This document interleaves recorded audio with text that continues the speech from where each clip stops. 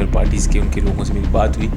تو وہ ایک پریشر محسوس کر رہے ہیں کہ اگر وہ اس سے پیچھے ہٹیں گے اس مرتبہ تو شاید ان کے لیے سیاست جو ہے آگے مشکل ہو. جو بلوچستان کی سیاسی جماعتیں ہیں، جو قوم پرست جماعتیں ہیں، یہ ایک خاص مہم جو کہ اینٹی اسٹیبلشمنٹ مہم ہے، اس کا حصہ رہی ہے. بلوچستان کی جو سیاسی جماعتیں ہیں وہ تو اس طرح کے الائنسز میں، اس طرح کی تحریکوں میں ہمیشہ آگے رہی ہیں اور آغاز کرنے والے بھی مطلب ایک خوش آمدید بھی انہوں نے کہا ہے. بلوچستان سے اکثر اس طرح کی تحریکوں کا آغاز ہوا ہے. پی ڈی ایم اور اس کے الائنس میں تھوڑا فرق ہمیں دیکھنے میں اس طرح مل رہا ہے کہ اس الائنس کے ساتھ عوامی سپورٹ بہت زیادہ ہے. السلام علیکم ناظرین، ڈیلی قدرت اردو سروس کے لیے میں ہوں خالد خان. جی بالکل ناظرین، بلوچستان میں گزشتہ روز گرینڈ الائنس کے 2 جلسے ہوئے، ایک پشین کے مقام پر اور ایک چمن کے مقام پر، جہاں پر ہزاروں افراد نے شرکت کی. اور یہ تحفظ آئین پاکستان کے نام سے بننے والا گرینڈ الائنس، جس میں مختلف سیاسی اور مذہبی جماعتیں موجود ہیں، اس کے اندر بلوچستان سے موجود اس میں پشتونخوا ملیہ پارٹی، BNP مینگل اور تحریک انصاف، سنی اتحاد کونسل اور دیگر پارٹیاں اس کے اندر. یہ گرینڈ الائنس، اس کے کیا بنیادی نکات ہیں، کیا اس کا بنیادی ایجنڈا ہے، اب تک کیا ان کے چارٹر آف ڈیمانڈ کیا ہے ان کا، اب تک اگرچہ کچھ سامنے نہیں آیا واضح طور پر، لیکن جو ممکنہ طور پر چیزیں سامنے آئی ہیں، جو سلوگن سے پتہ چل سکتا ہے وہ یہی ہے کہ پاکستان بھر میں سویلین سپریمیسی ہو، یہاں پر آئین کی وائلیشن نہ ہو، اور پاکستان تحریک انصاف کی جو چیئرمین ہیں اور جو دیگر سیاسی اسیران ہیں ان کی جلد بازیابی کرائی جائے. اب اس حوالے سے مختلف شیڈیول ترتیب دیا گیا ہے. گجرانوالے میں جلسہ ہوگا اسی گرینڈ الائنس کا،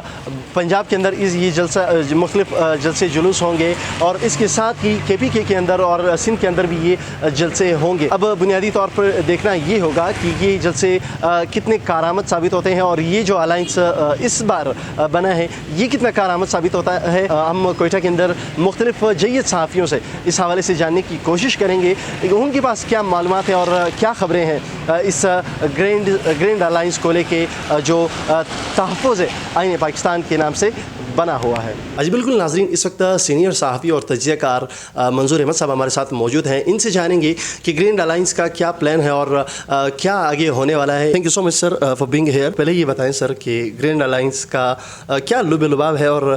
کیسا آپ دیکھتے ہیں اس تحریک کو؟ جی، یہ تحریک جو ہم نے دیکھا کہ الیکشن پاکستان میں ہوئے اور اس الیکشن کے جو نتائج ہیں اس پر جو پولیٹیکل پارٹیز ہیں تقریباً تمام کوئی تحفظات ہیں، اور جنہوں نے حکومت بنائی ہے وہ بھی کہتے ہیں کہ جو نتائج ہیں وہ ان کے تبدیل کیے گئے ہیں یا دھاندلی کے الزامات لگاتے ہیں. لیکن جو اب اپوزیشن میں جماعتیں ہیں، خاص طور پہ پاکستان تحریک انصاف ہے اور بلوچستان کی قوم پرست جماعتیں ہیں، اور جو تحریک انصاف کے جو اتحادی ہیں، وہ سب مل کے جو ہے ان کا یہی موقف ہے کہ جو ان کا جو مینڈیٹ ہے اس کو تسلیم نہیں کیا گیا، اور یہ ایک اتحاد قائم کر لیا گیا ہے. ابتدائی طور پہ جو چیزیں سامنے آئی ہیں وہ بتا رہے ہیں کہ جو آئین پاکستان ہے اس پر مکمل عمل درآمد کے لیے وہ یہ تحریک چلا رہے ہیں، اور اس پر مکمل عمل درآمد یعنی آئین اور قانون پر مکمل عمل درآمد تک جو ہے ان کی یہ جو تحریک ہے وہ جاری رہے گی. اب ابتدائی مراحل میں انہوں نے جلسوں سے اس کا آغاز کیا ہے. جلسے ہو رہے ہیں، بلوچستان میں 2 جلسے ہوئے اور اس کے بعد وہ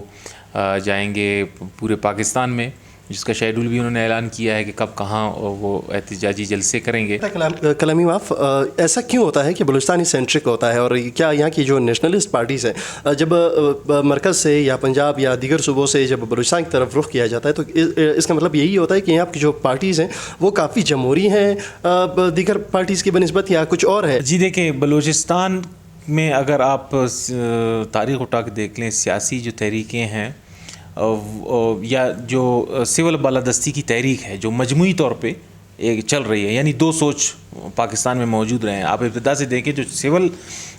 سپرمیسی کی بات اگر کی ہے تو ہمیشہ بلوچستان کی لیڈرشپ نے سب سے پہلے کی ہے، اور خیبر پختونخوا کی لیڈرشپ نے یہ بات کی ہے. آپ 1 یونٹ کو دیکھ لیں، اس کے بعد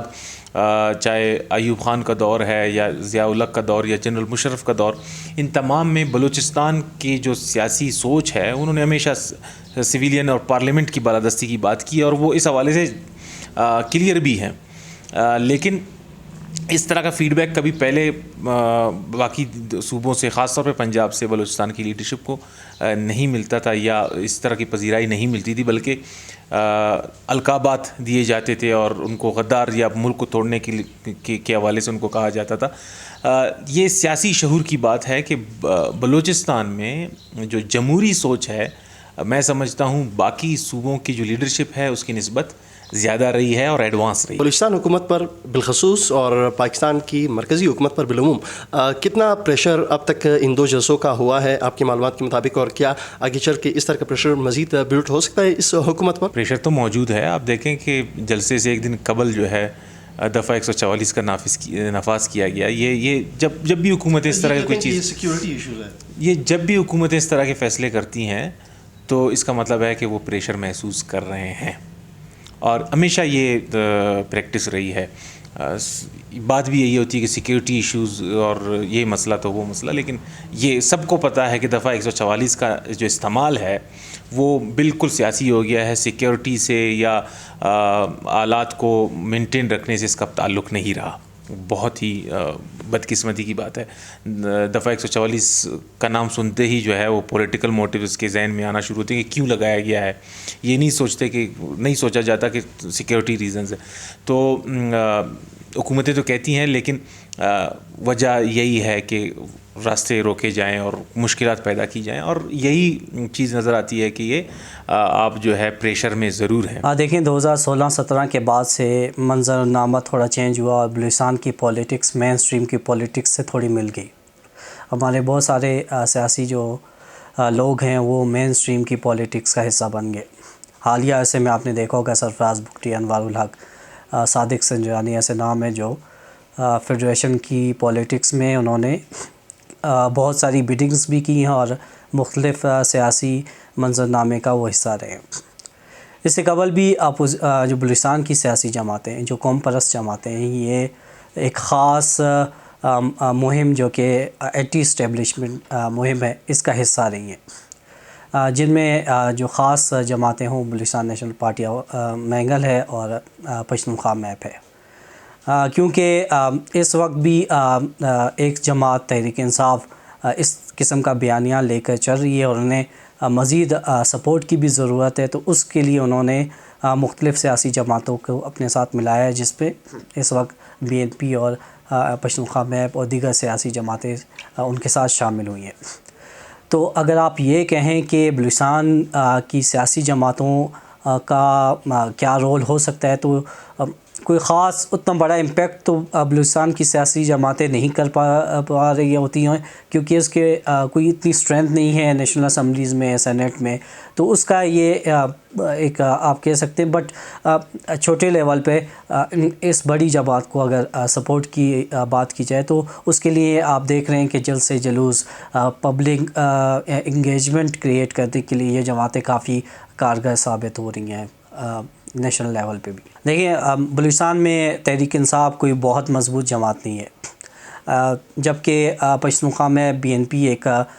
مین اسٹریم، اگر بلوچستان کی سطح پر بات کی جائے تو مین اسٹریم پارٹیاں ہیں۔ اس سے قبل بھی ہم نے دیکھا ہے کہ PMLN یا پیپلز پارٹی کوئی خاص بلوچستان میں اپنی پریزنس بنانے میں کامیاب کبھی نہیں رہی ہیں۔ حالیہ الیکشن میں ایک منظم گروپنگ کی گئی جس کے ذریعے الیکٹیبلز کو ان دونوں جماعتوں نے اکٹھا کیا۔ ماضی میں بلوچستان عوامی پارٹی کے بینر تلے جو الیکٹیبلز تھے وہ اکٹھے ہوئے اور انہوں نے حکومت کے لیے جو ہیں وہ حکومت سازی کی اور MPs وہاں پہ اکٹھے کیے۔ بٹ بلوچستان کی سطح پر کوئی بھی مین اسٹریم کی جماعت کبھی بھی اپنے پنجے گاڑنے میں کامیاب نہیں ہوئی ہے، اور یہی وجہ ہے کہ انہیں جو یہاں کی قوم پرست جماعتیں ان کا بھرپور ساتھ چاہیے ہوتا ہے تاکہ وہ بلوچستان کی سطح پر موبلائز کر سکیں لوگوں کو مین اسٹریمز کے ایشو کے حوالے سے۔ جیسے کہ پورے پاکستان میں ایک ایشو ایک جماعت کا چل رہا ہے، تو اگر انہیں بلوچستان میں اپنے ایشو کے لیے لوگوں کو موبلائز کرنے کی ضرورت پڑے گی تو وہ خود نہیں کر سکتے، ان کے لیے انہیں ان جماعتوں کی ضرورت پڑے گی جن کے ووٹ بینک زیادہ ہے، جن کے یہاں پر گراؤنڈ پر ورکرز زیادہ ہیں جو کیمپین کر سکتے ہیں اور ان کا ساتھ دے سکتے ہیں. تو یہ وجہ ہے کہ جو بڑی جماعتیں ہیں, چاہے وہ پیپلز پارٹی ہو, نون لیگ ہو, یا ایون اب تحریک انصاف ہے, تو انہیں بلوچستان کی سطح پر اپنے جو ایجنڈاز کے تحت کیمپینز چلانی ہوتی ہے, تو اس کے لیے انہیں ان سیاسی جماعتوں کا سہارا لینا پڑتا ہے. اس سے قبل بھی اس طرح کے الائنسز بالکل بنے ہیں. پی ٹی ایم کا الائنس بھی ریسنٹلی بنا تھا, بٹ پی ڈی ایم اور اس کے الائنس میں تھوڑا فرق ہمیں دیکھنے میں اس طرح مل رہا ہے کہ اس الائنس کے ساتھ عوامی سپورٹ بہت زیادہ ہے. بلوچستان کی سطح پر مین سٹریم ایشوز کو ہائی لائٹ کرنے کے لیے پبلک اٹینشن حاصل کرنا بڑا مشکل ہوتا ہے, بٹ ہم نے دیکھا کہ گزشتہ دنوں جو الائنس کا ایک جلسہ پیشین میں ہوا, اس میں کافی بڑی تعداد میں لوگوں نے موسم کی صورتحال, دیگر پابندیوں کے باوجود اس میں بڑی تعداد میں شرکت کی. تو عوامی سطح پر دیکھنے میں یہ نظر آ رہا ہے کہ یہ جو نیا بیانیہ ہے یا یہ جو کیمپین ہے, اس کے لیے انہیں کافی بڑی سپورٹ مل رہی ہے. اور اگر یہ سپورٹ بڑھتی جاتی ہے تو یقیناً, کیونکہ اس میں ایسی جماعتیں شامل ہیں جو کہ مستقل طور پر اینٹی اسٹیبلشمنٹ بیانیے کو لے کے چل رہی ہیں, تو ان کا اس ٹریک سے ہٹنا بھی ممکن نہیں ہے, اور کیونکہ ان کے جو ووٹ بینک ہے اسی بنیاد پہ ہے. تو اگر موجودہ جو الائنس ہے جس میں بڑی جماعت یقیناً تحریک انصاف ہے, وہ اگر اس ٹریک پہ جاری رہتی ہے اور اسی